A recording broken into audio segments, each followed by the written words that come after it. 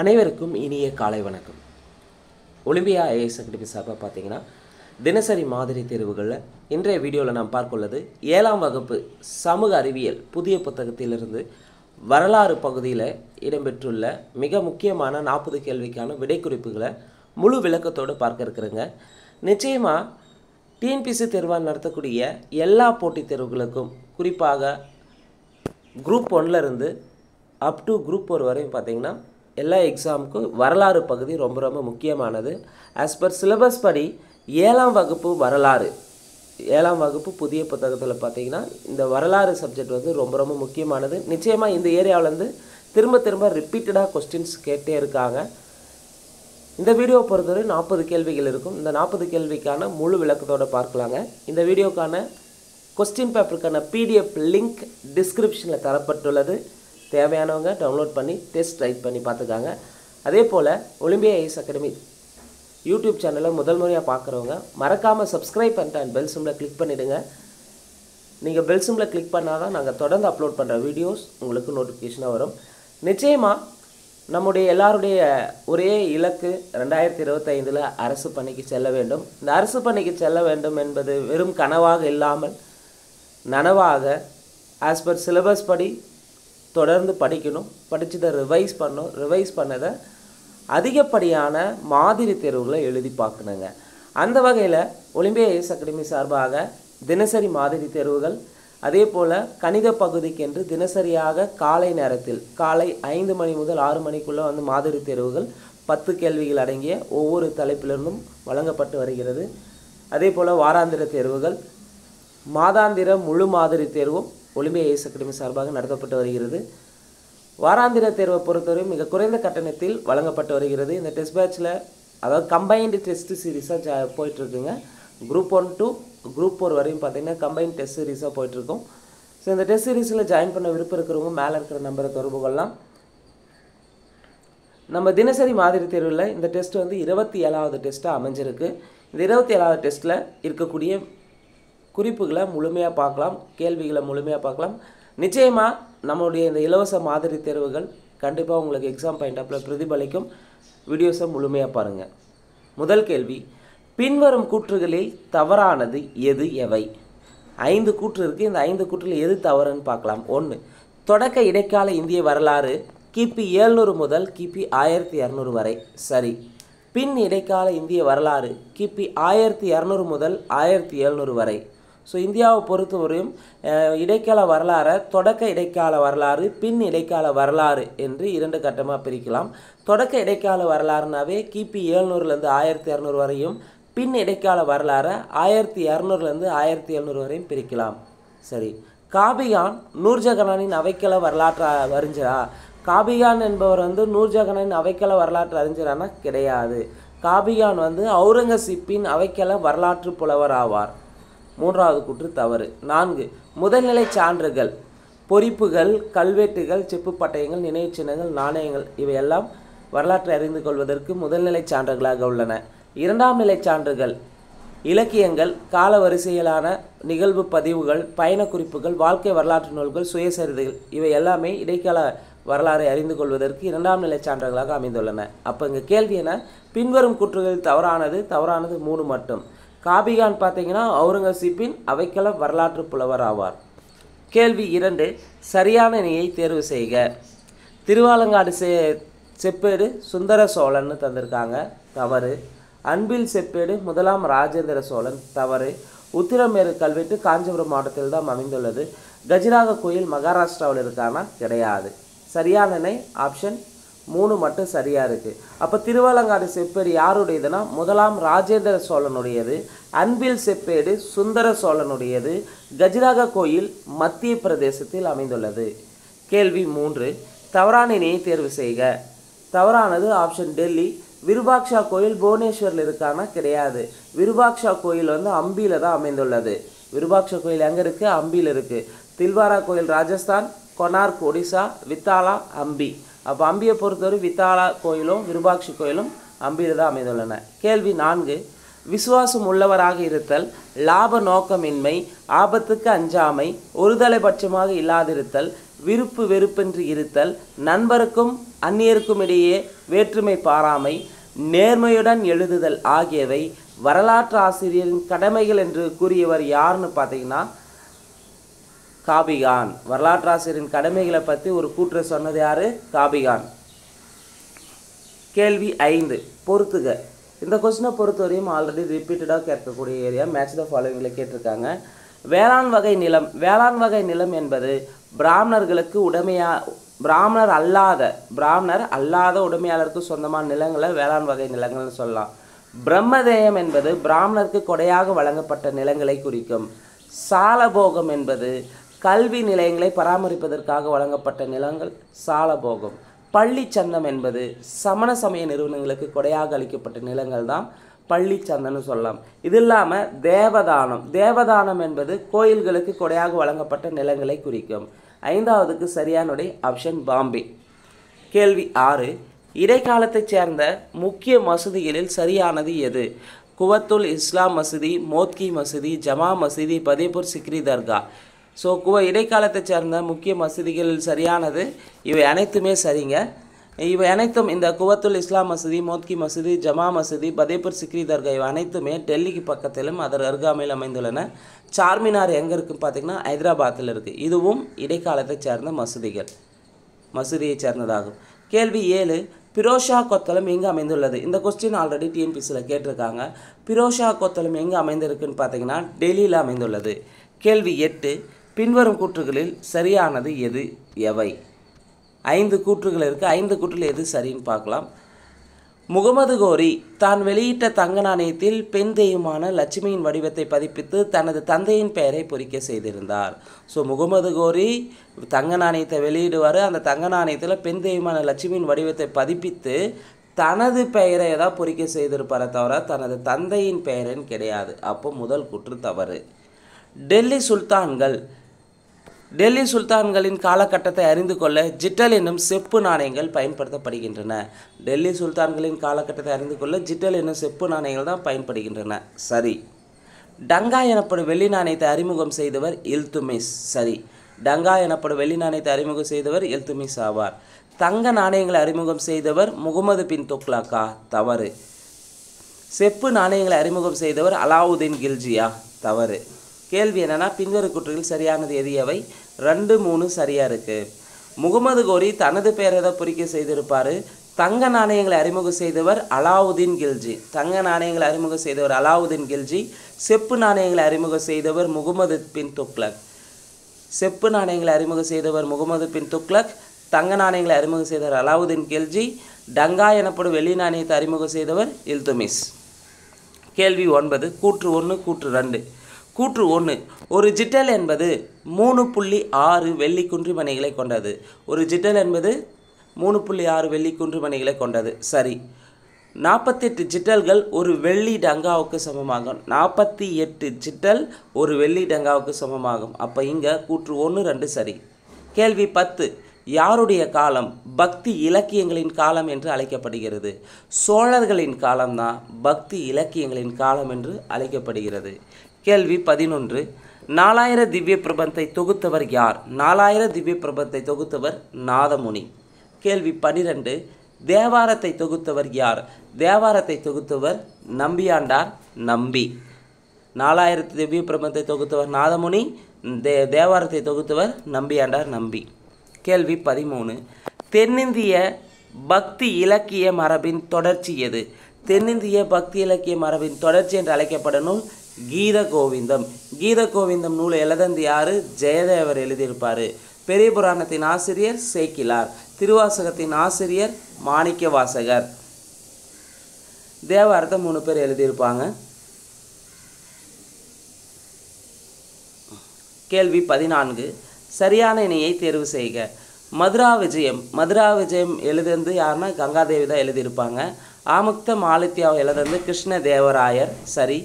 பிருத்திவிராஜ ரசோ என்ற நூலை எழுதுந்து சந்த் பார்தை. மதுரா விஜயம், கங்காதேவி, அமுக்த மாலிகா, கிருஷ்ணதேவராயர், பிருத்திவிராஜ ரசோ, சந்த் பார்தை. ரொம்ப ரொம்ப முக்கியமானது. ரிப்பீட்டடாக கேட்குறாங்க நூல் ஆசிரியரில் ஹிஸ்ட்ரியிலேருந்து. ஸோ இங்கே சரியானது 1, 2, 3மே சரி. கேள்வி 15 ராஜபுத்திர அரசர்களின் மனத்துணிச்சலை படம் பிடித்து காட்டும் நூல் எது? ராஜபுத்திர அரசர்களின் மனத்துணிச்சலை படம் பிடித்து காட்டும் நூல் பிருத்திவிராஜராசோ. இந்த பிருத்திவிராஜராசோ நூல் எழுதந்து யாருன்னா சந்த்பரிதை. ராஜதரங்கனி நூல் எழுதந்து கல்லானர். மதுரா விஜயத்தை எழுதந்து கங்காதேவி. ஆமுக்த மாளிதாவை எழுதந்து கிருஷ்ணதேவராயர். ராஜபுத்திர அரசர்களின் மனத்துணிச்சலை படம் பிடித்து காட்டும் நூல் பிருத்திவிராஜராசோ. ராஜதரங்கனி நூலின் ஆசிரியர் கல்லானர். கேள்வி 16. இஸ்லாமுக்கு முந்தைய காலம் குறித்துள்ள ஒரே சான்று எது? இஸ்லாமுக்கு முந்தைய காலம் குறித்துள்ள ஒரே சான்று ராஜதரங்கிணி என்ற நூல் தான். ராஜதரங்கிணி நூல் எழுதந்து யாருன்னா கல்லானர். கேள்வி 17. பின்வரும் கூற்றுகளில் சரியானது எது எவை? 4 கூற்றுகளில் எது சரி எது தவறுன்னு பார்க்கலாம். அடிமை வம்சத்தைச் சேர்ந்த சுல்தான் நசுருதீன் மாமுதுவால் ஆதரிக்கப்பட்ட மின்கஜ் உஸ் சிராஜ் என்பவர் எழுதிய தபகத்-இ நசரி எனும் நூல் முகமது கோரியின் படையெடுப்பில் தொடங்கி கிபி 1260 வரையிலான நிகழ்வுகள் குறித்த செய்திகளை கூறுகின்றன. சரி. அப்போ அடிமை வம்சத்தை சேர்ந்தவர் சுல்தான் நசுருதீன் மாமுது. அவரால் ஆதரிக்கப்பட்ட மின்கஜ் உஸ் சிராஜ் எழுதிய நூல் தபகத்-இ நசரி. இந்த தபகத்-இ நசரி என்னும் நூல் பார்த்தீங்கன்னா முகமது கோரியுடைய படையெடுப்பில் தொடங்கி கிபி 1260 வரையிலான நிகழ்வுகளை தெரிவிக்கின்றன. சரி. ஆசன் நிசாமி எழுதிய தாஜ் உல்மா அசீர். ஆசன் நிசாமி எழுதிய தாஜ் உல்மா அசீர் எனும் நூல் டெல்லி சுல்தானத்தின் வரலாற்றை கூறும் அரசின் இசைவு பெற்ற முதல் நூலாகும். சரி. டெல்லி சுல்தானத்தின் வரலாற்றை கூறும் அரசின் இசைவு பெற்ற முதல் நூல் எதுனா தாஜ் உல்மா அசீர். இந்த நூல் எழுதந்து யாரு? ஆசன் நிசாமி. 3வது கூற்று. முகமது பின் துக்ளக்கின் அரசவை வரலாற்றாசிரியர் ஜியாவுத் பரணி எழுதிய தாரிகி பிரோஷாகி எனும் நூல் கியாசுதீன் பால்பன் முதல் பிரோஷா துக்ளக்கின் தொடக்ககால ஆட்சி வரையிலான டெல்லி சுல்தானேத்தின் வரலாற்றை விளக்குகிறது. சரி. முகமது பின் துக்ளக்கின் அரசவை வரலாற்றாசிரியர் ஜியாவுத் பரணி அவர் எழுதிய நூல் தாரிகி பிரோஷாகி. இந்த தாரிகி பிரோஷாகி நூலை பொறுத்தவரையும் கியாசுதீன் பால்பன் முதல் பிரோஷா துக்ளக்கின் தொடக்ககால ஆட்சி வரையிலான டெல்லி சுல்தானத்தின் வரலாற்றை விளக்குகிறது. சரி. பெரிஸ்டாவின் தாரிகி பெரிஸ்டா இந்தியாவில் முகலாய ஆட்சியின் எழுச்சி குறித்து விவரிக்கிறது. இந்தியாவில் முகலாய ஆட்சியின் எழுச்சி குறித்து விவரிக்கும் நூல் தாரிகி பெரிஸ்டா. ஸோ இங்கே சரியானது 1, 2, 3, 4 சரி. இந்த 4 கூற்றுமே வெரி வெரி இம்பார்ட்டன்ட்ங்க. ஆல்ரெடி கேட்டிருக்காங்க, கேட்கப்படலாம். கேள்வி 18. டேஸ் என்ற சொல் தலைமுறைகள் அல்லது நூற்றாண்டுகள் என்று பொருள். தபகத் என்ற சொல். தபகத் என்பது தலைமுறைகள் அல்லது நூற்றாண்டுகள் என்று பொருள். தபகத் என்பது ஒரு அரேபிய சொல். தஜிக் என்பது பாரசீக சொல். இதற்கு சுயசரிதை என பொருள். தாரிக் அல்லது தாகுயுக்னா அரேபிய சொல். இதன் பொருள் வரலாறு. தபகத்னா அரேபிய சொல், அதன் பொருள் தலைமுறைகள் அல்லது நூற்றாண்டுகள் என்று பொருள். தஜுக்னா பாரசீக சொல், இதற்கு சுயசரிதை என்று பொருள். தாரிக் அல்லது தாகுயுக்னா அரேபிய சொல், இதன் பொருள் வரலாறை குறிக்கும். கேள்வி 19. சரியான இணையை தேர்வு செய்க. பாபர் நாமா நூல் எழுதந்து யாரு? பாபர். சரி. ஐனி அக்பரி நூல் எழுதந்து அபுல் பாசல். சரி. அக்பர் நாமா எழுதந்து ஜஹாங்கீரானா? கிடையாது. ஐனி அக்பரி அக்பர் நாமா நூல் எழுதந்து ரெண்டுமே அபுல் பாசல் தான் எழுதியிருப்பார். அப்போ இங்கே சரியான இணை 1, 2.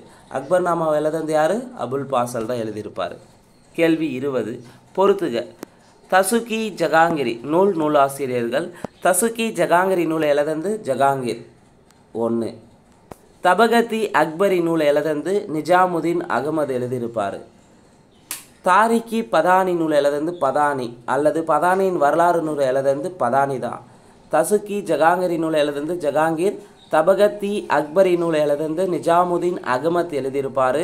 தாரிகி பதானி அல்லது பதானியின் வரலாறு நூலை எழுதந்து பதானி தான். இங்கே சரியான விடை 1, 2, 3, 4 சரி. தாரிகி பதானி என்ற நூல் வெளியிடப்பட்ட ஆண்டு. தாரிகி பதானின்னு சொல்லலாம் அல்லது பதானியின் வரலாறுன்னு சொல்லலாம். அந்த நூல் வெளியிடப்பட்ட ஆண்டு 1595. இந்த தாரிகி பதானி நூல் பார்த்திங்கன்னா பதானியின் வரலாறு என்று அழைக்கப்படுகிறது.